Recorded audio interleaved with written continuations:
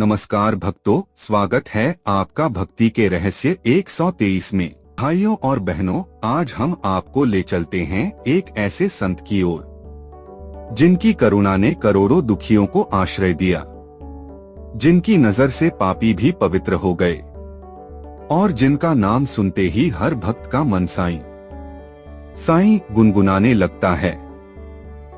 यह कथा है शिरडी के साईं बाबा की, एक ऐसे फकीर की जिनका जीवन आज भी एक रहस्य है। उनका जन्म कहाँ हुआ, कौन उनके माता पिता थे, कौन सा घर उनका था, इसका उत्तर किसी को स्पष्ट नहीं मिला। लेकिन यही तो उनकी महिमा है। वे स्वयं को सबका मालिक कहते थे और मानते थे कि वे किसी जाति, धर्म या परिवार से बंधे नहीं हैं। वे तो सबके हैं। भाग 1, जन्म और रहस्यमय बचपन। साईं बाबा का जन्म कब और कहाँ हुआ, इसका रहस्य आज भी कायम है। कई लोग मानते हैं कि बाबा का जन्म 1838 के आसपास महाराष्ट्र के पथरी नामक गांव में हुआ था। कहा जाता है कि उनके माता पिता भगवान के परम भक्त थे और बचपन से ही बाबा साधारण बच्चों की तरह नहीं थे। वे कम ही बोलते, अक्सर ध्यान में लीन रहते। बचपन से ही उन्होंने लोगों के दुख दर्द को समझना शुरू कर दिया था। कभी किसी भूखे को भोजन दे देते तो कभी किसी बीमार को अपने स्पर्श से राहत पहुंचा देते। गांव के लोग उन्हें अलग नजर से देखते थे। ये बच्चा साधारण नहीं है, इसमें कुछ दिव्यता है। लेकिन उनकी रहस्यमयी यात्रा यहीं खत्म नहीं हुई। युवावस्था में ही उन्होंने घर छोड़ दिया और साधु संतों के संग घूमने लगे। कभी जंगलों में ध्यान, कभी मंदिरों और मस्जिदों में रात्रि प्रार्थना। उन्होंने हिंदू और मुस्लिम दोनों रीति रिवाजों का गहन अध्ययन किया। भाग 2, शिरडी आगमन। बाबा पहली बार शिरडी आए तो लोगों ने देखा एक साधारण सा फकीर, फटे कपड़े, सिर पर कपड़ा, हाथ में चिलम। कोई उन्हें पागल कहता, कोई संत तो कोई साधु। लेकिन धीरे धीरे गांव वालों को समझ आने लगा कि यह कोई साधारण इंसान नहीं। वे अजीब चमत्कार दिखाते। कभी किसी बीमार को बिना दवा ठीक कर देते, कभी किसी को भूख में अनाज मिल जाता। गांव के एक भक्तिभाव से भरे महिला पुरुष उनके पास आने लगे। बाबा एक परंपरा मानते थे, सबका मालिक एक। वो कहते, राम हो या रहमान, अल्लाह हो या ईश्वर, सब एक ही शक्ति है। भाग 3, भक्तों के साथ लीलाएं और चमत्कार। शिरडी में रहते हुए साईं बाबा ने अनगिनत चमत्कार किए। उनका हर काम प्रेम और करुणा से भरा हुआ था। एक अनाज का चमत्कार। एक बार गांव में अकाल पड़ा, लोग भूखे मरने लगे। बाबा ने मस्जिद में रखे अनाज को सब में बांट दिया।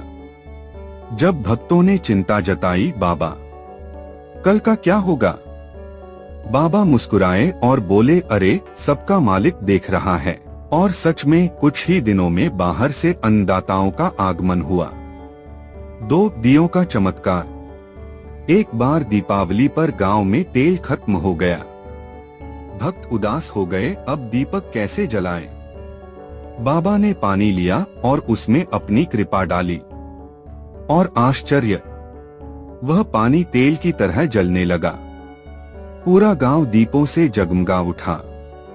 3 भक्तों की रक्षा। बाबा अपने भक्तों की रक्षा माता की तरह करते थे। किसी का बच्चा बीमार हो तो बाबा माथे पर हाथ रखते और बीमारी दूर हो जाती।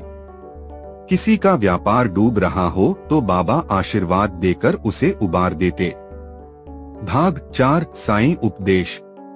बाबा ने कभी बड़े प्रवचन नहीं दिए, लेकिन उनके छोटे छोटे वचन जीवन बदल देते थे। श्रद्धा और सबूरी यानी विश्वास और धैर्य। सबका मालिक एक, दूसरों की सेवा ही सबसे बड़ी पूजा है। बाबा कहते, अगर तुम भूखे को खाना खिलाते हो तो समझो तुमने मुझे ही प्रसन्न किया। भाग 5, समाधि की भविष्यवाणी। 1918 में बाबा ने अपने भक्तों को संकेत देना शुरू किया कि अब उनका शरीर छोड़ने का समय आ गया है। वो अक्सर कहते, जल्दी ही मेरा कार्य पूरा होगा, अब मैं अलौकिक रूप में भक्तों के बीच रहूंगा। 15 अक्टूबर 1918 मंगलवार के दिन बाबा ने समाधि ली। उस समय दशहरा का पर्व था। बाबा मस्जिद में बैठे भक्तों से बोले, सबका भला हो, सब सुखी रहें। और फिर धीरे धीरे बाबा समाधि में लीन हो गए। उनके भक्त रो पड़े, हमारा बाबा हमें छोड़कर चला गया। लेकिन बाबा ने वादा किया था, मैं समाधि के बाद भी तुम्हारे साथ रहूंगा। जिसे भी मेरा स्मरण होगा मैं वहां उपस्थित रहूंगा। भाग 6 समाधि के बाद भी साईं बाबा का प्रभाव। आज भी शिरडी में लाखों भक्त हर साल आते हैं। कहा जाता है, जिसे भी बाबा के दरबार में सच्चे मन से प्रार्थना की जाती है उसका दुख दूर हो जाता है। बाबा के मंदिरों की गूंज, उनकी आरती, उनका नाम, सब आज भी भक्तों को वही शक्ति और शांति प्रदान करते हैं।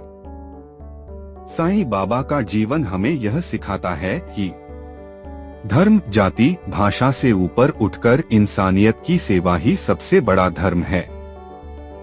जो भी श्रद्धा और सबूरी रखेगा, साईं बाबा उसके जीवन में चमत्कार जरूर करेंगे।